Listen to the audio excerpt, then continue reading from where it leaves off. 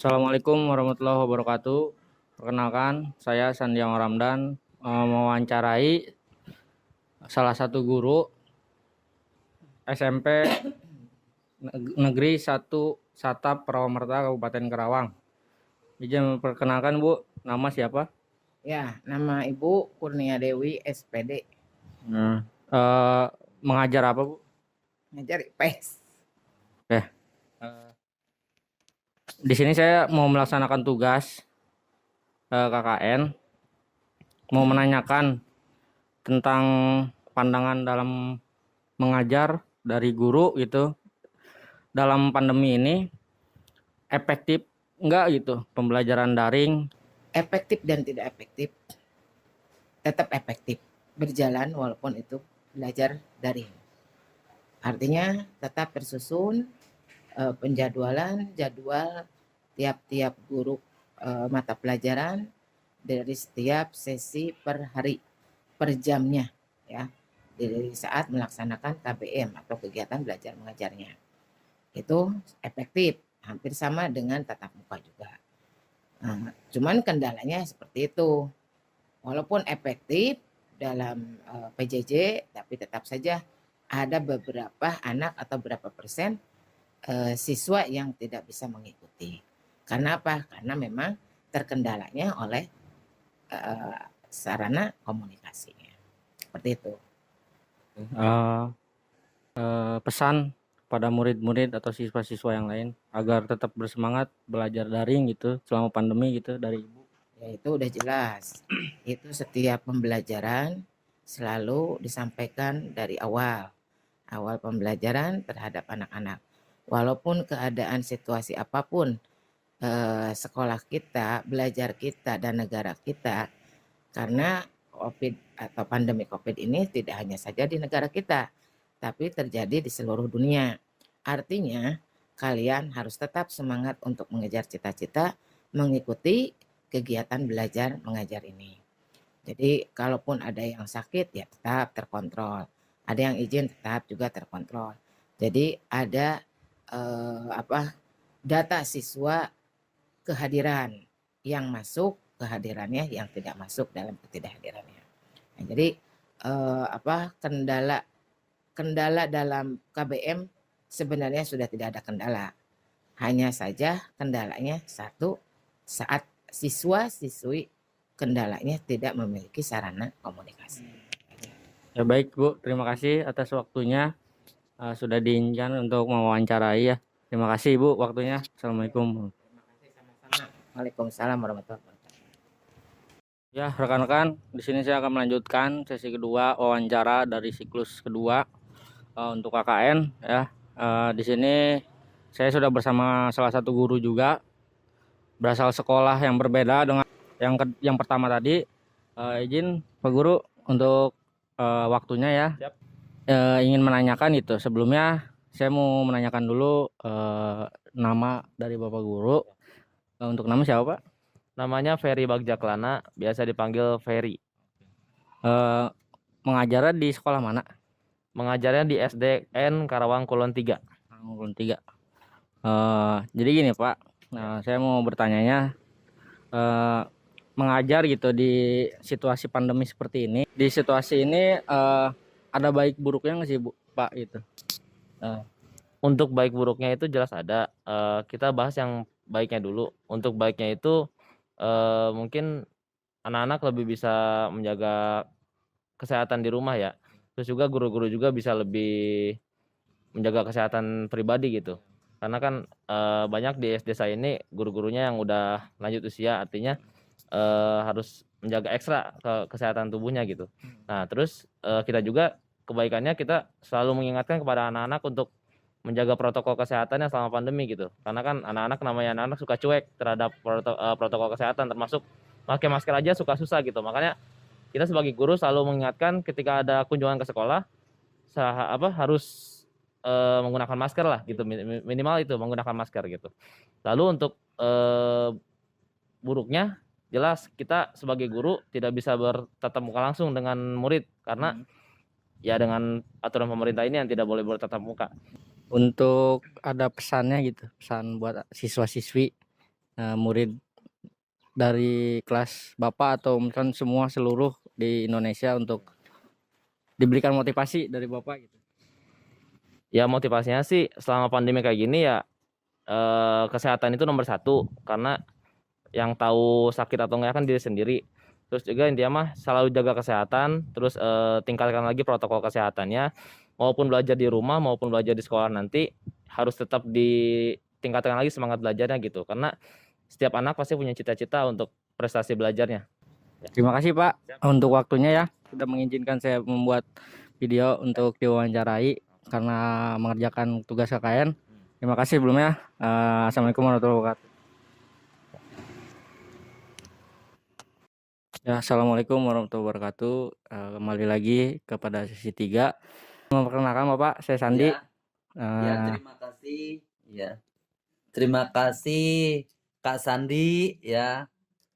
Perkenalkan nama Bapak Mandraya ya, pengajar di SMP Negeri 2 Karawang Barat. Nah, yang ditanyakan Pak Sandi bagaimana sih tadi tentang ini, mungkin dampak positif dan negatif ya.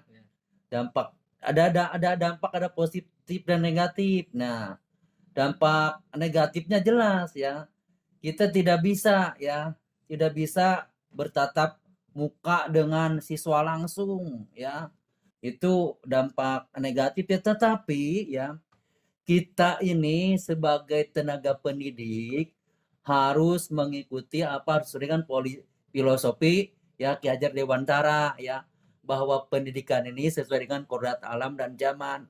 Nah, kita sebagai tenaga pendidik nih ada dampak positifnya juga ya. Dengan adanya ini kita harus sesuai dengan zaman. Zamannya sekarang apa nih ya. Jadi harus bisa beradaptasi atau menyesuaikan diri dengan keadaan. Contohnya nih keadaan kan sedang wabah ini ya, wabah virus ini. Tapi tidak menghalangi kita sebagai guru untuk selalu mendidik siswa dalam pembelajaran. Contohnya ya kita yang tadinya dulu mungkin tidak mengetahui aplikasi-aplikasi daring dan sekarang bisa tahu aplikasi daring ini ya. Jadi kita jangan melihat sisi negatifnya, positifnya ya. Siswa bisa menguasai ilmu pengetahuan dan teknologi ya.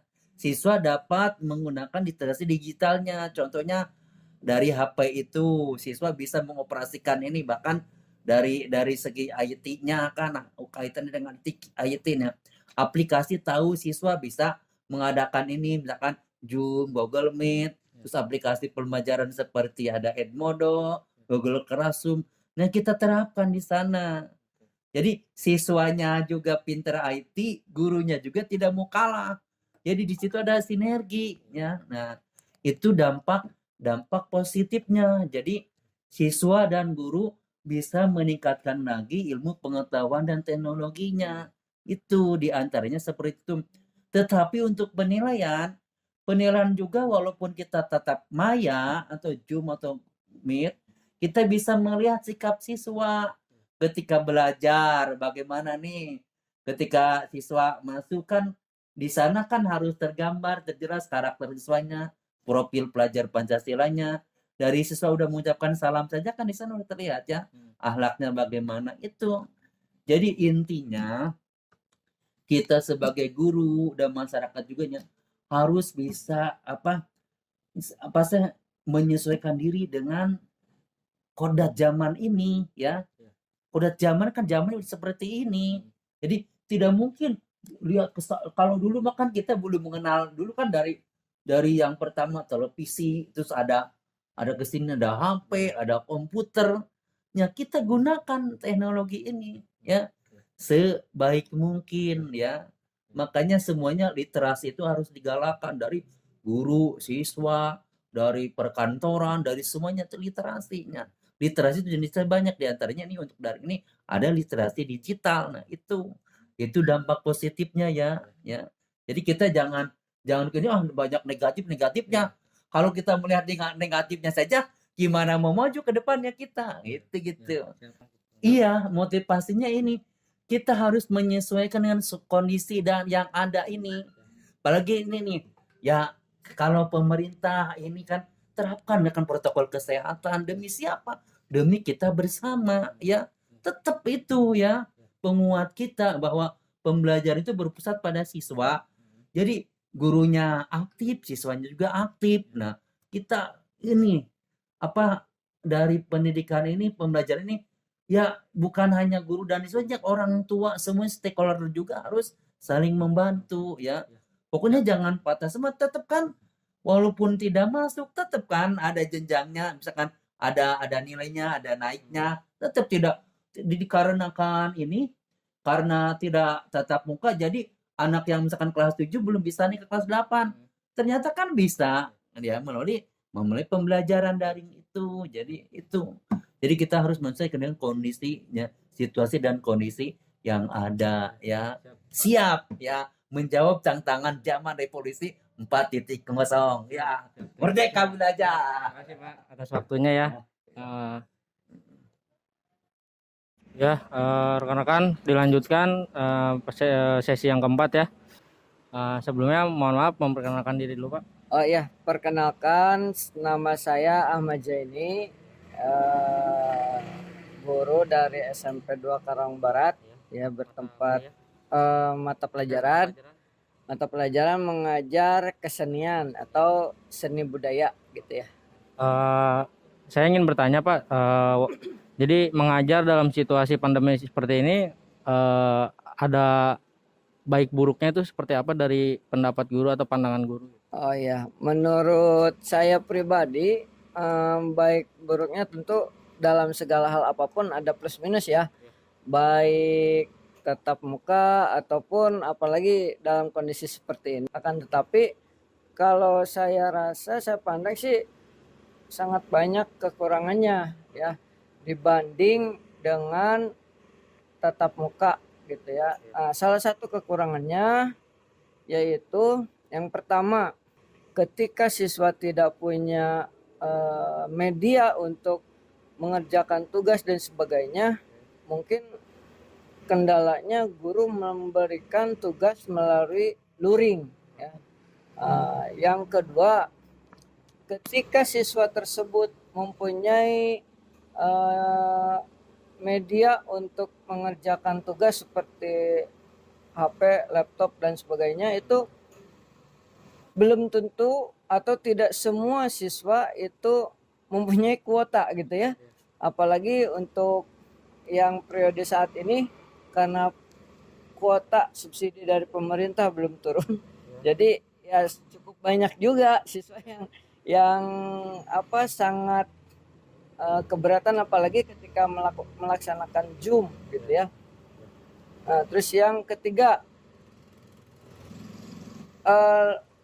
ketika pembelajaran daring itu berjalan atau siswa sudah punya HP, media untuk melaksanakan tugas, terus kuotanya juga sudah memadai, terkadang ada saja kendala, misalkan karena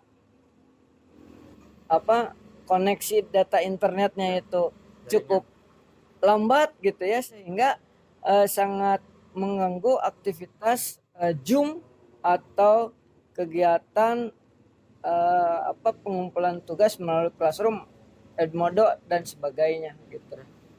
Itu mungkin kekurangannya. Besar harapan saya sebagai guru pemerintah itu bisa lebih bijaksana untuk segera mengadakan, meskipun tatap muka terbatas ya, besar harapan saya bisa segera melaksanakan ya tatap muka.